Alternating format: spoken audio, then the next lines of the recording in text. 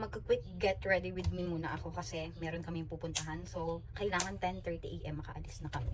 And time check, anong oras na ba? 8:24. So, mag-blower muna ka ng hair ko.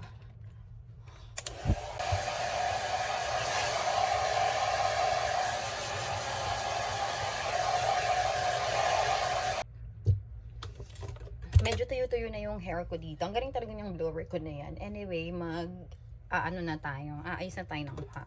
So, bago ako maglagay ng light makeup, naglalagay muna ako ng toner in the face. So, hindi na pala ako gumagamit ng cotton. Kasi feeling ko pag nagko-cotton ako, doon lang napupunta.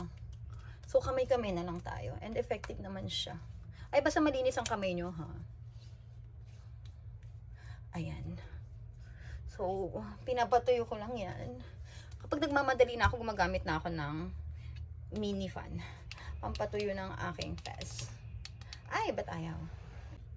So, ayan, dahil tuyo na siya, maglalagay naman tayo ng serum.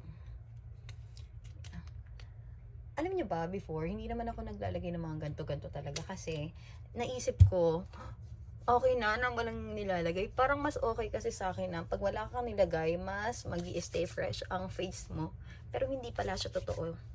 Kailangan may mga nilalagay pa rin tayo na aakma sa ating skin type. Medyo tuyo na yung serum na nilagay ko sa face ko, kaya maglalagay naman ako ng moisturizer. Opak. Simula nang natutunan kong magganto-ganto. Ayun nga, mas nagugustuhan ko nang maglagay ng mga ganito moisturizer sa face ko kasi nga mas nakakatulong siya na regenerate ang aking mga tissues in my face. Char! Naglalagay ako ng foundation, light lang talaga. Ayoko ng sobrang kapal. Like mga ganito lang. Yan. Tapos, ang ginagawa ko, kinakamay-kamay ko lang din yan. Pero meron ako ditong pang blend eh. Asa na yun? Yan. Pag may masipag ako, pag sinipag ako, gumagamit ako ng brush para ma-blend siya ng maayos. Ayan. So, yan. Ito siya. And, ginaganon-ganon ko lang yan. Pero mas okay kasi ako ng kamay talaga. Feeling ko, kapag kinakamay-kamay ko siya, yung foundation, mas mai-spread ko siya ng maayos sa face ko. Ganon din ba kayo? Exciting na part. Na tumatagal ako dito eh. Ang pagkikilay. Oh, di ba? Kala mo maayos yan. Ako maya-maya magugulo yan. Oh, yan ang sinasabi ko. Ay, naku, ang hirap magkilay. Yan. Hindi ko alam kung tama itong ginagawa kong pagkikilay. Tapos, may nilalagay pa akong ganito. Tinted na eyebrow. Pangpakapal siya kasi manipis ang kilay ko. Di ba? Oh, saan patungo? Yeah, pero ninipisan ko lang kasi baka naman mamaya magmukha tayong ano dyan. Clown. Char. So, after nyan, ibabrush ko lang siya ng paganto, pangat. Yan. Alam niyo ba, kapag nag-aayos ako, lalo pag magkikilay, ito talaga yung nagpapaubos ng oras ko, yung pagkikilay na yan. Kaya manonood na talaga ako sa YouTube ng mga kung paano magkilay ng maayos. Yung mga bidin sana, 3 to 5 minutes, tapos ka na magkilay. Okay ba yan? Yan, ganyan lang siguro ang atake natin, no? Ay, parang hindi siya pantay. Sa itong part na to, yan, no? Pantay ba, guys? May time pa nga na sa sobrang tagal kong magkilay, tapos aalis na, umiiyak na lang ako kasi nga hindi pantay yung pagkakilay ko.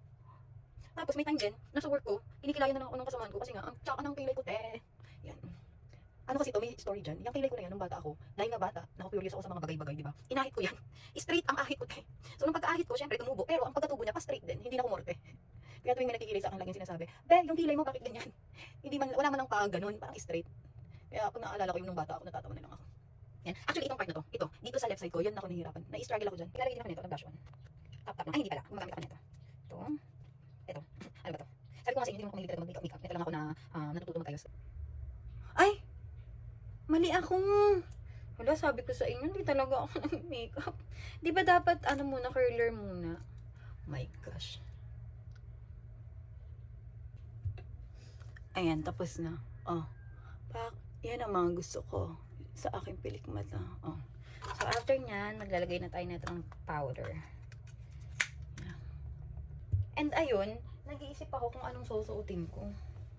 Ano kaya yung bagay? Naisip ko kung magde-dress ba ako. Yan. Kung ito.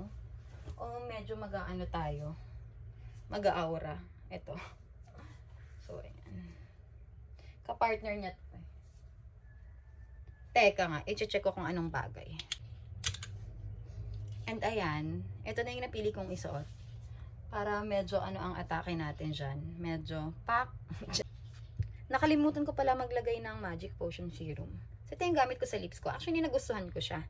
Kasi, high pigmented siya. So, kahit onti lang yung ilagay mo. Like this, oh. Yan, yan, yan.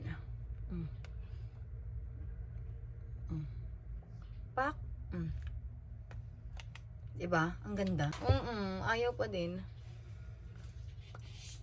Ayan siya, oh. Pak. Mura lang itong nabili ko. Yan, nasa yellow basket ko.